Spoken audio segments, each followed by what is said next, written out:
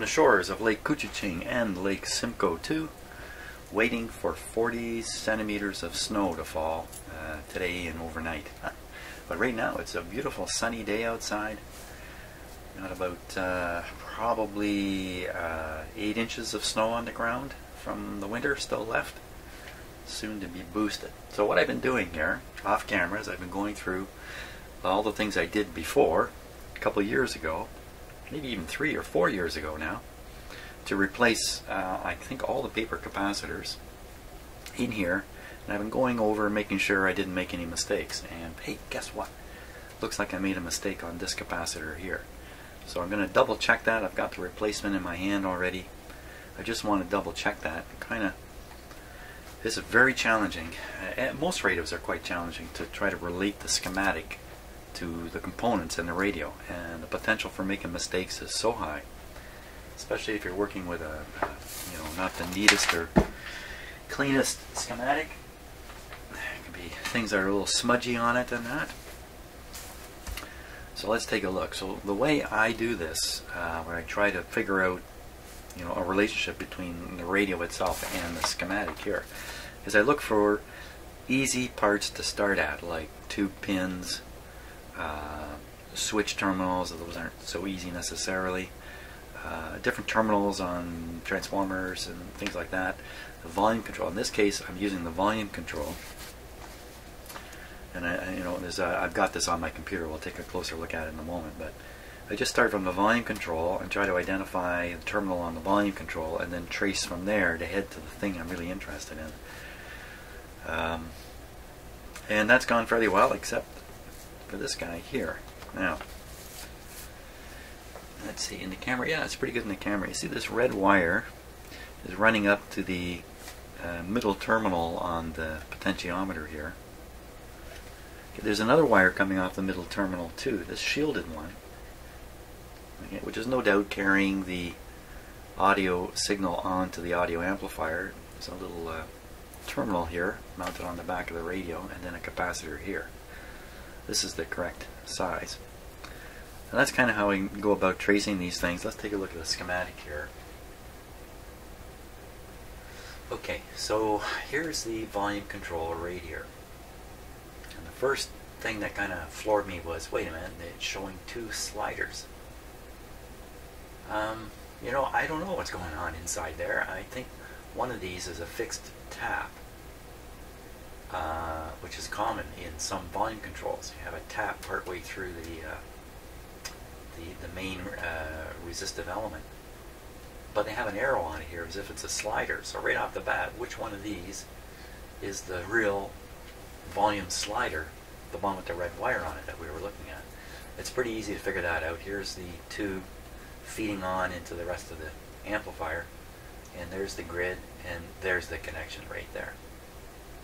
And there's the first capacitor to check out, R or C33. We take a look down here. C33 is 0.05. It says tubular. I didn't put a tubular one in, but that doesn't matter, I don't think. That one's correct. The one that I didn't get right is this one, C32. So we look at 32, 50 picofarad, quite clear. And what I've got in there is a 0.05, I think is what I've got in here. I certainly have the wrong thing, that's for sure. So we're going to switch this one out with a 50 picofarad. Now, having too big of a capacitor in there, what would that do? Oh, I don't know. I don't really know. Where's all this going? Into these switches? Yikes. I don't know. So, but we'll switch that one. That's the first thing I'm going to do. Switch them out. Where'd he go? There he is. Double check. 50 picofarad right there. Okay, there's a chance. There's a chance I'll need to turn on my soldering iron here and make it hot. That would be a good idea.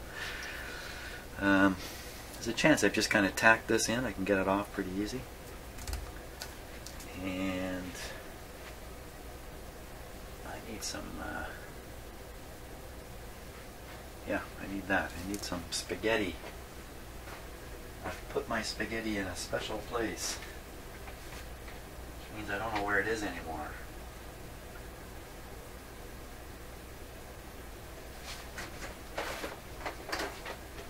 Would it be? I put it in all these batteries. Hey, look at that.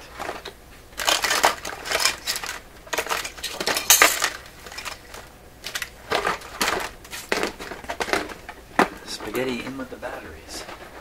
Okay. Yeah. Sorry, it should be warm.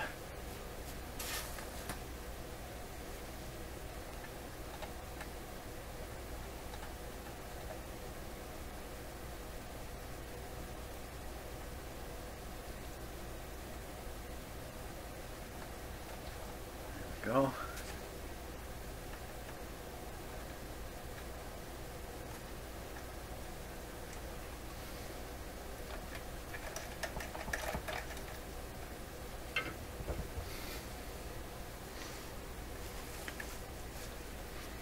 That one's hooked on. Let's see.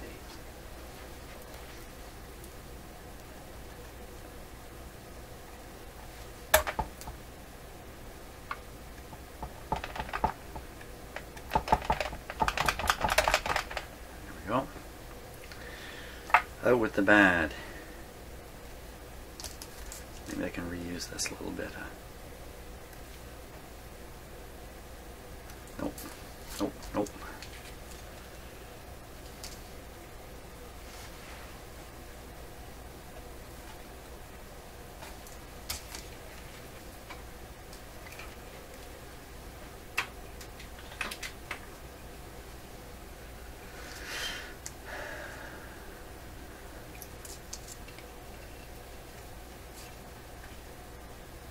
So some of you may notice that I'm going to be, I've been a little more responsive to comments.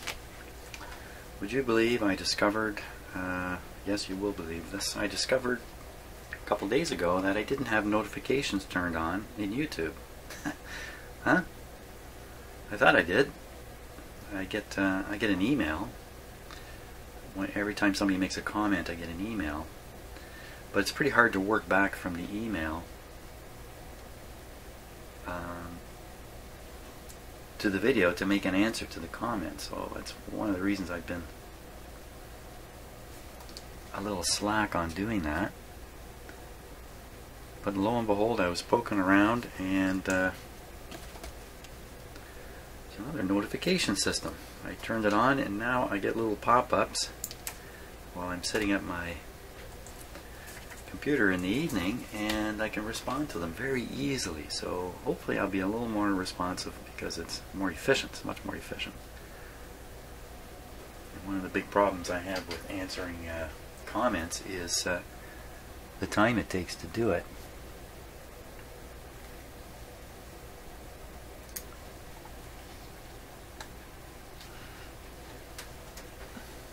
I hope I've made it clear. I really appreciate comments and I really enjoy reading them. I mean, there's tons of valuable stuff in there. I feel terrible that I've overlooked a million good ideas that are in the comments below my videos.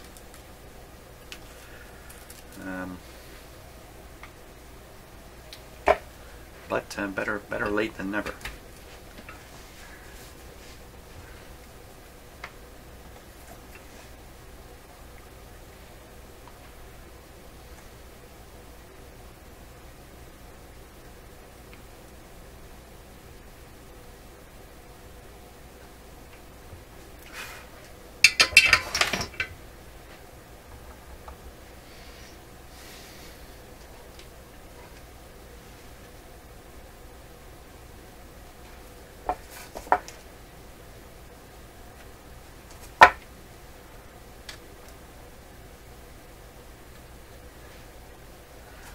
Okay.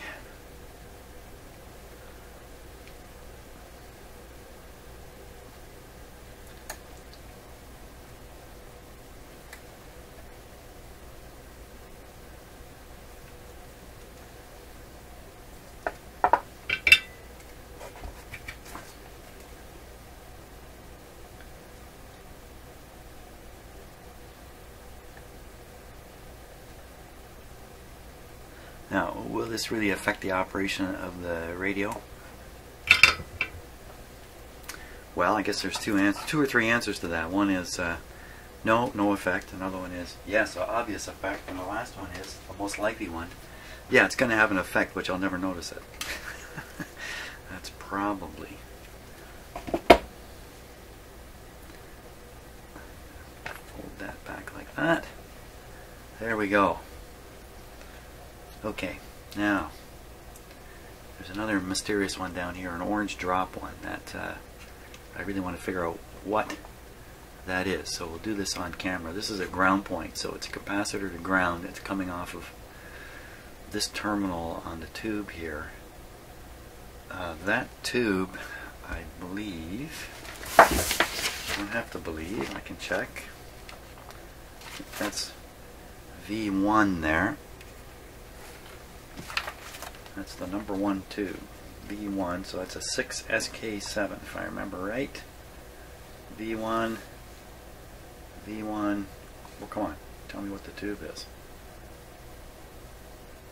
Oh, that's interesting. There's a I didn't notice this. There's a component layout sketch here.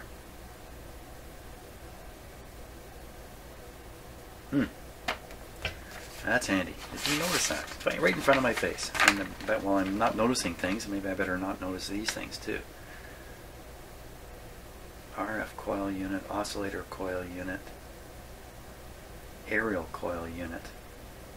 How does that help exactly?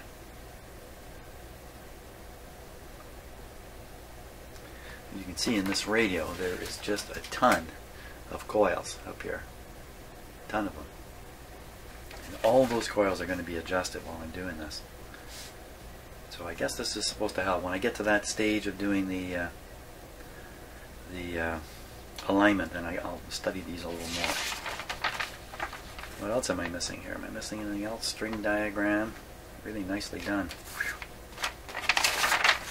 There's a string and a wire. The string pulls the dial up and down, and the wire operates the switch here. No, the wire. No, what am I saying? The wire. When you operate the switch, the wire here pulls this bar back and forth, and that's what shows a light then through the bar as to what band you're on. Look, it's the same thing. I've got two of the same things here.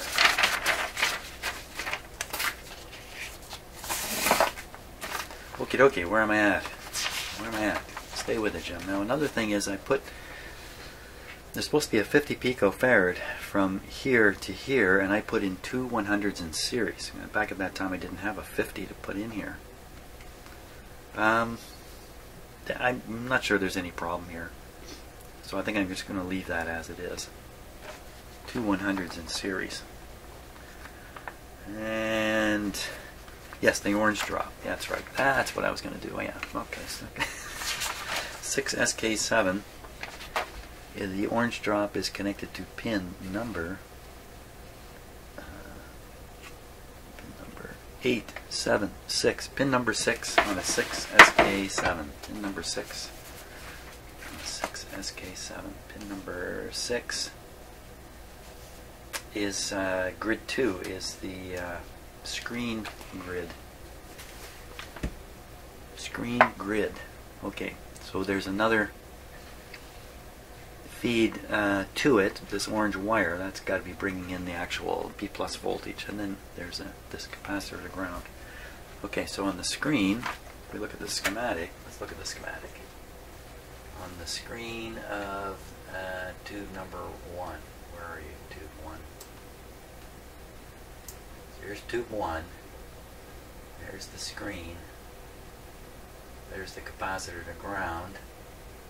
Wait a minute. Yeah, C7. Flip the lines here, and that's just the B+ line there, all the way along and down here. Okay. So this is a screen switch. Cuts the screen voltage off from the front end tubes, and almost certainly when this is flipped to phono to play records, the power is cut off from the screens. Wow, you really got to look close at the schematic. Yeah, screen. Yeah, so that's what's happening there. silence the front end. So that's the guy, C7, C.1 tubular, PJ. Every time they say tubular, they have PJ after it. I don't know. 0.1, C7. So is that orange thing in my radio a 0.1? I think we're going to take it out. The only way I can do this is to remove it. See what we got here.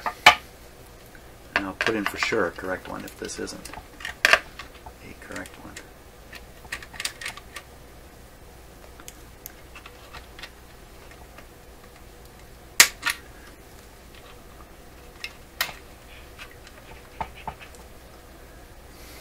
There's a whole pile of stuff on this ground terminal here.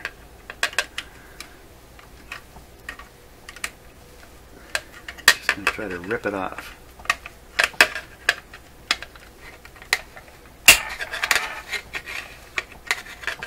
A little harder than I expected. There.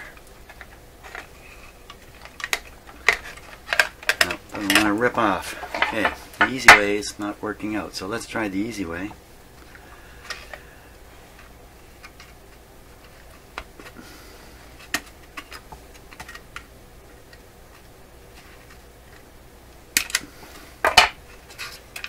Is it a 0.1? I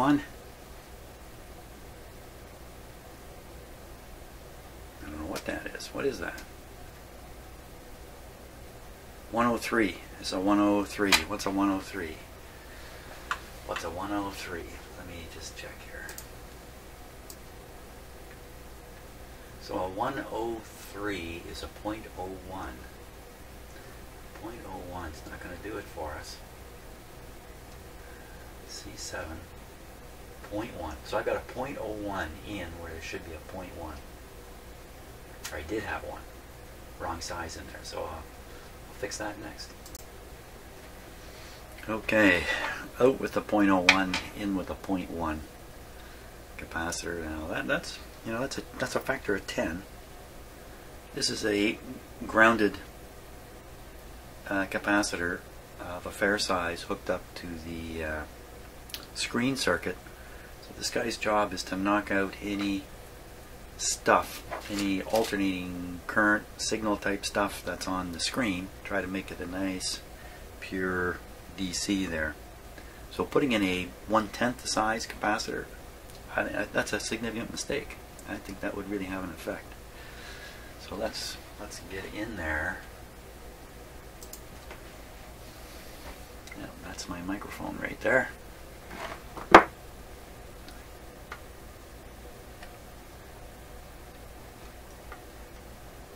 There we go. Okay, I've got all this stuff on this ground terminal, but it doesn't really matter. I think that's the one we'll go to first. Down on the ground here.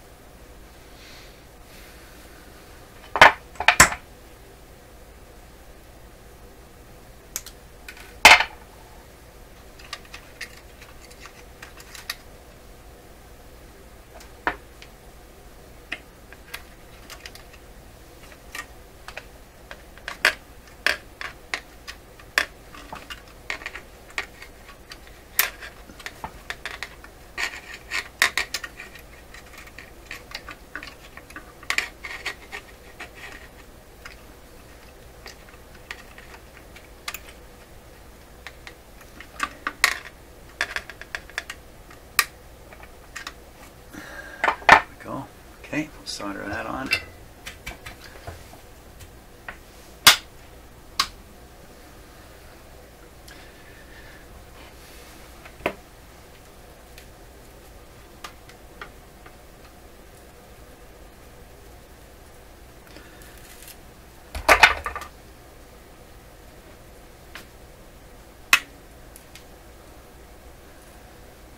I think I mentioned the other day that I've been caught up in the news about Fukushima nuclear plant and what's going on there. In fact, I've been concerned about it since the day since the day it blew up. And from my understanding of things, limited understanding of things, that's just right from the start, it was just an outrageous nuclear accident. Most recently, what I've learned is, and this isn't a hidden fact, oh, that just popped right up. Didn't even get soldered on there. I was surprised at that.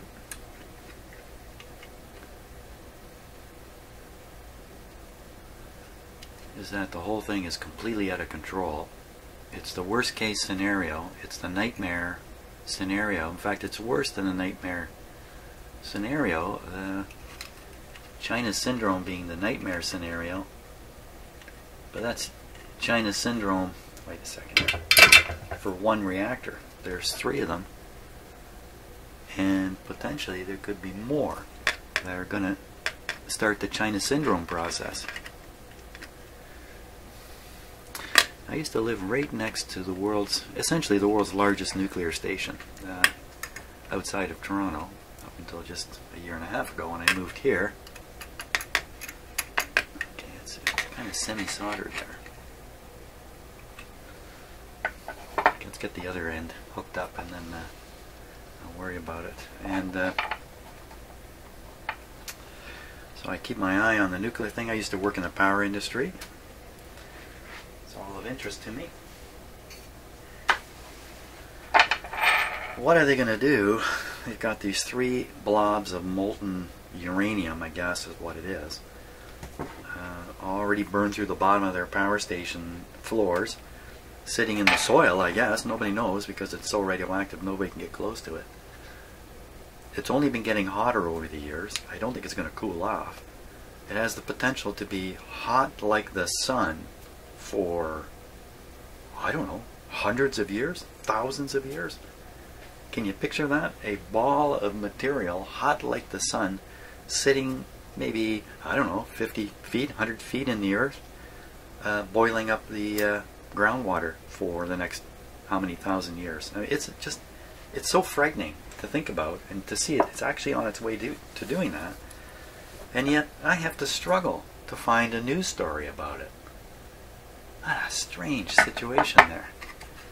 Now, things are going to get stranger here in the radio because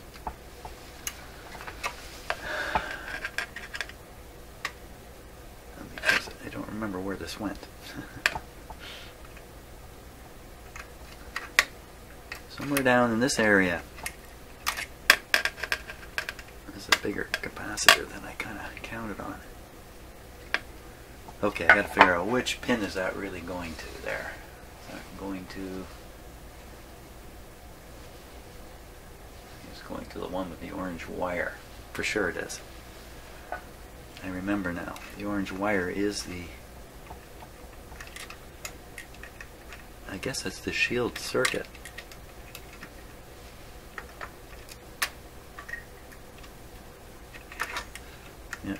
Shield, what am I saying? The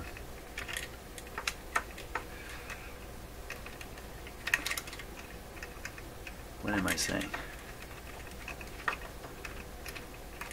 Screen, not shield, screen. Screen, shield, kind of same thing, isn't it? Ooh, not in the electrical world, but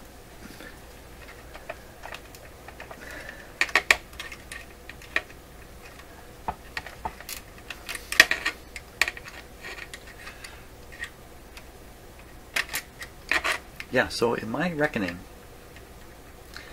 what's going on in the world, there is nothing that comes close to what's happening in Japan. Nothing should be of more concern to everybody than that. That's my registering of the situation. But boy, the media doesn't seem to get it that way at all. I guess it's because it's far away, and I think the Japanese government and the power company have not been very forthcoming. I mean, really, who wants to stand up and go, well, we blew it, mankind is finished? I mean, who's going to send that message out there? Or, oops, drop something in the ocean. Everything's going to die now. I mean, who's going to say this? If it is true. And the authorities all around the world, they don't know what, I assume, they just don't know what to do about it. What would you do? Send your army over there? What are they going to do? I mean, well, nothing you can get anything close to this stuff. This pile of molten death. It's just going to melt. Or if it's electronic, it's going to get burned out by the huge radiation. Did I really get this? I really did get it. Okay, so these little blue guys I checked. Now, that's all of them checked. No, you know what? I see one more. It's kind of hidden below this apron here. Oh, there's a couple more. Okay, so I'm going to check those two green ones. Oh, it's another orange drop. I got 3 more to check here. These guys. I'm going to check them out off camera, see if they are correct. And then we'll hurry up and fix this radio before the Fukushima fallout gets me. Okay, so I've checked up on this guy here. You see the white wires coming from him? One of those wires goes down to the switch. Ooh, wow, that's the on-off selector switch for radio and phono, and also the tone control all built into this thing. So I was able to figure out, hang on a second here, I was able to figure out where it is on the schematic, pretty sure. Okay, so here's the switch. These are all wafers on the switch, or sides of wafers along here. I was able to spot that the question capacitor, which turns out to be this one, is connected to this wafer. This wafer is connected via the red wire to the slider. So I was able to figure out which wafer it was by saying, okay, let's follow this. Okay, same wafer as this, as that. So that's the guy. That's how I kind of traced it out. C28, at least I was consistent in my mistakes. C28 should be a 0.1, and I've got a 0.01 in there. So again, it made a factor of 10 error. This is another capacitor that runs to ground. And I think it's doing pretty much the same job as the last wrong one. It's supposed to be draining out any signal into ground. Okay, so this guy's coming out, and another guy is going in. I'm just going to do that off camera, get it done. Okay, so I got that one in properly now. For the first time I'm really spotting this. Electrolytic, I'm sure that's an electrolytic capacitor up here. I wonder what that is. Could be bypass capacitor on the output tube. I don't know what it is. But it's just sitting there. But I want to continue with double checking all my previous work, since I'm now finding that I made lots of mistakes. How about we go for this one here? It's going right between, was that a ground terminal up there? Yes, it is. This is a ground. So this is another capacitor to ground that's off of this terminal on this tube. Which tube is that? Which tube is that? Let's take a look here.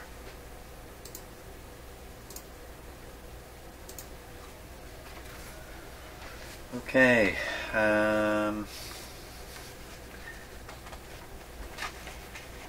Yeah, I can read it. Well, that's the rectifier tube.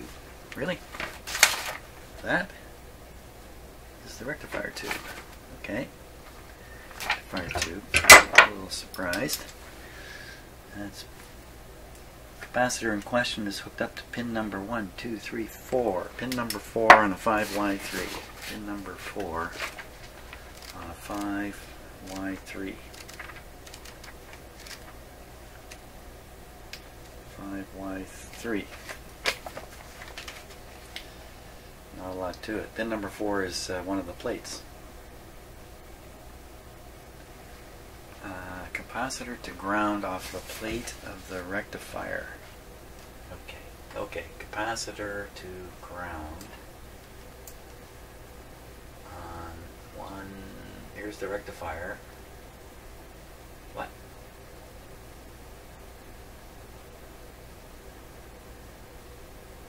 I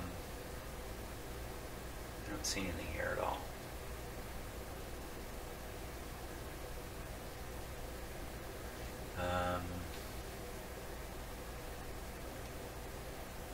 Okay, something didn't work out there.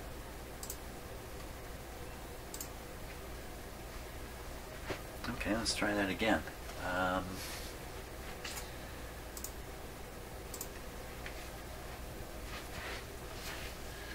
So this is the guy.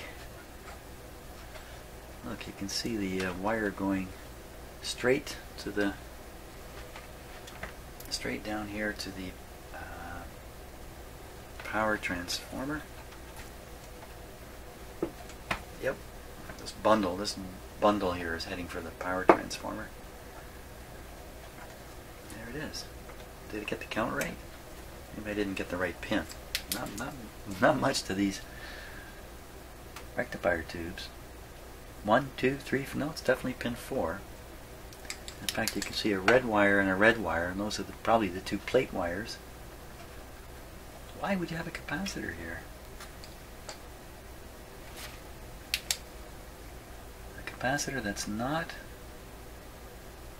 on the schematic. Why did I do that? Wow, okay, this is a new version of making a mistake. What is it?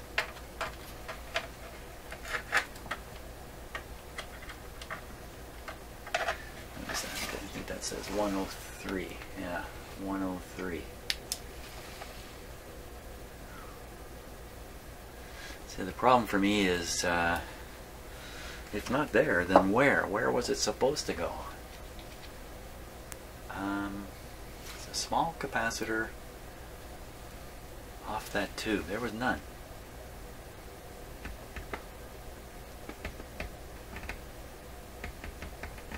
What to do about that now? Should I cut it out and just pretend it wasn't there? Oh man.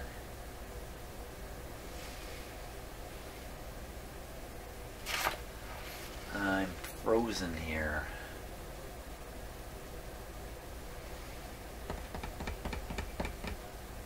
What could it hurt? What could it hurt? You know, what could it hurt? I'm tying the chassis of the radio to the plate of the rectifier tube. Let's look at the schematic again. Okay, so here's the whole deal. There's the high voltage.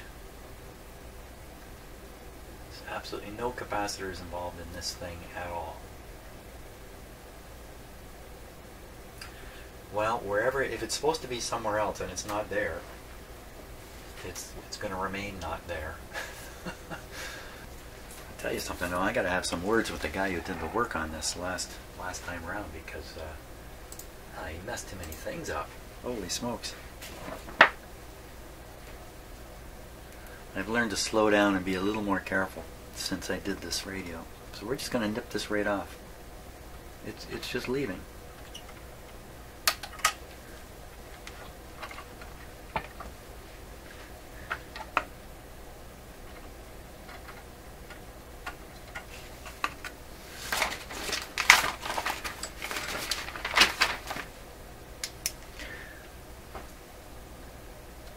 Whoever did the work on this before, man, I'd never want him working on one of my radios ever again. What a mess. Okay. Now, next guy to check out would be this guy.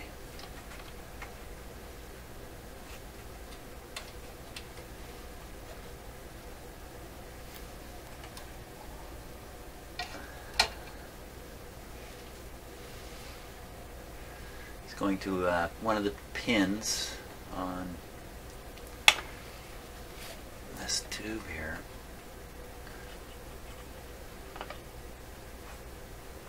One, two, three things hooked up to it. And the other pin is going here.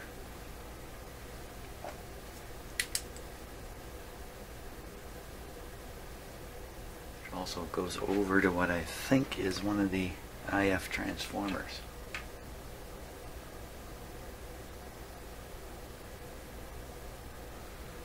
Okay, so let's do a pin count on this tube. We'll start there. So that tube up here,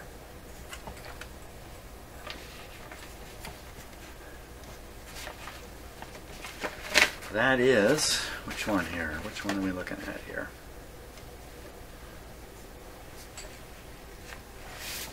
Oops. I'm losing myself here. So we're looking at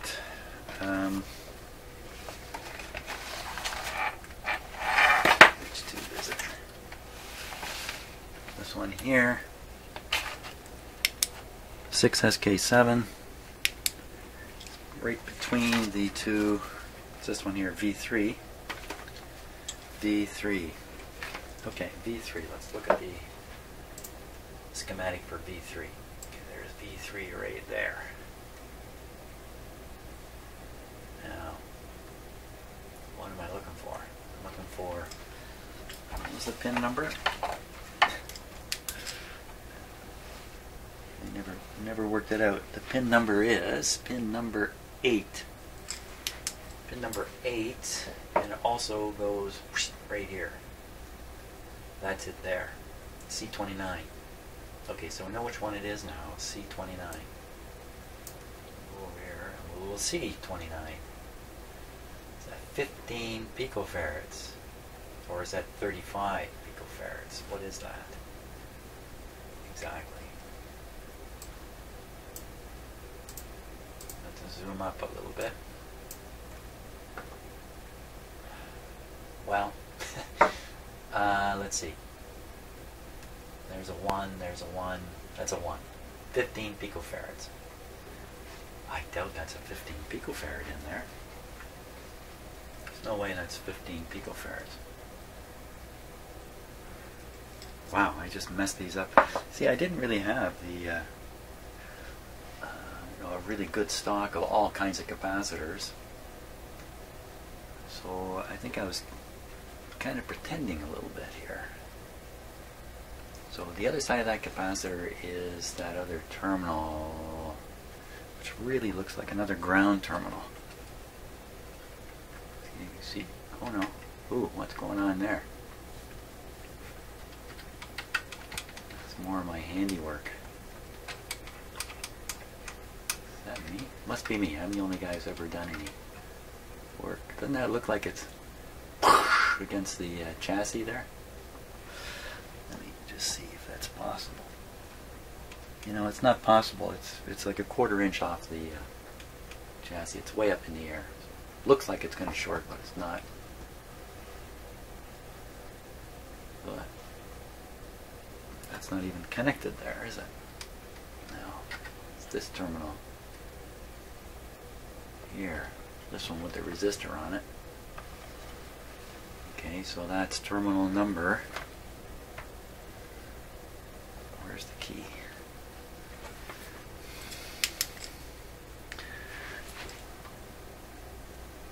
There's the key. 1, 2, 3, 4. Pin number 4. Pin number 4 on that tube. That tube. That tube.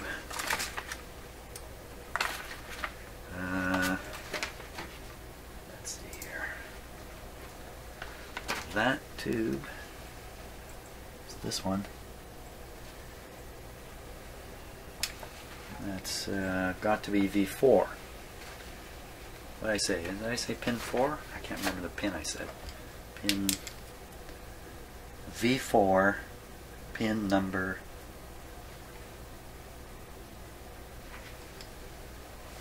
1, 2, 3, 4. Okay, V4 pin 4. No wonder I'm confused. V4. There's V4. It's the detector. Pin 4. Oh, pin 4. Well, that's not going to help, is it? It doesn't say on here. So V4 is a 6SQ7. Look that up. 6SQ7. I should have a little handy book of just, 10 tubes. 6SQ7. The 10, 15 most popular tubes that show up all the time. 6S. No PQRS. 6SQ. Q. There we are. Pin 4. Pin 4 is one of the two diode plates. One of these two plates.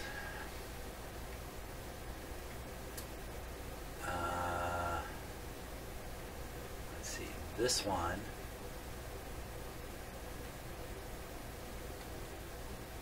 is up here. Capacitor is almost certainly internal to T2. This other one, two resistors this way, 29. Goes over to another tube, just like it does in the radio. 29. I think 29 is our guy. Okay. See, 29's got to come out of there. That means I can actually move this power cord out of the way.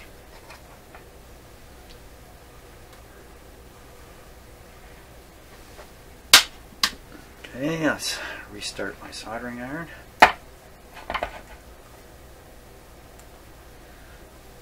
Amazing this radio worked at all.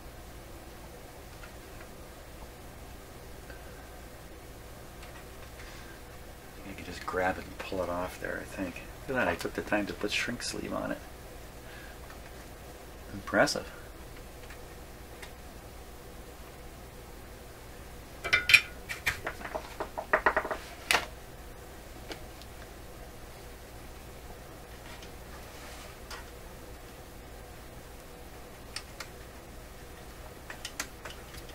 They're hooked. Unhook it.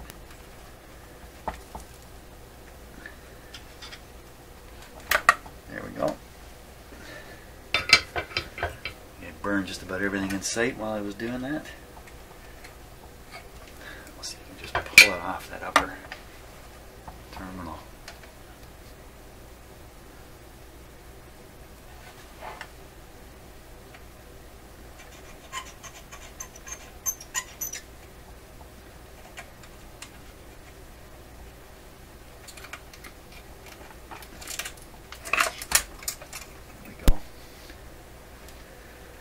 Okay, and what was it?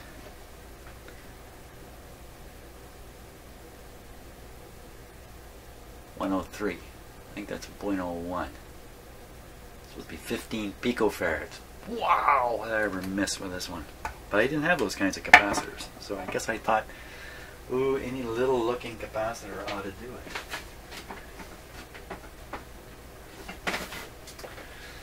Okay, I gotta dig out a 15 and get it in there. Okay, got that one in. Now, I really super doubt myself. Let's take a look at this one here. This is on the end. This one's on the end of the audio feed coming from the volume control on its way to the audio amplifier. And what is it? What is it?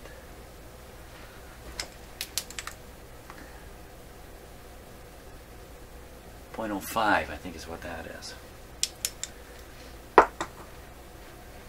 Okay, I'm just going to check that on the schematic real quick here. Okay, this guy's correct. This guy's correct, but he's got this wire here, this blue wire that's off. So we're going to stick that back on.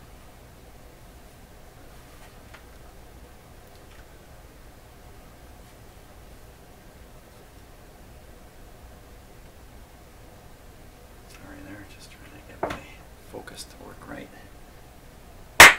Oh, hurt my ear. Okay.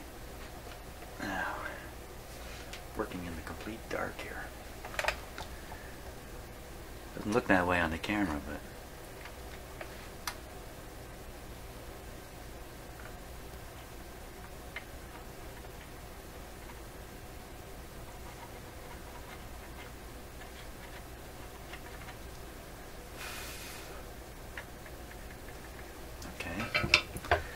that's probably a major problem. If that, I think it was actually touching, but not, not soldered tight. Okay, now what?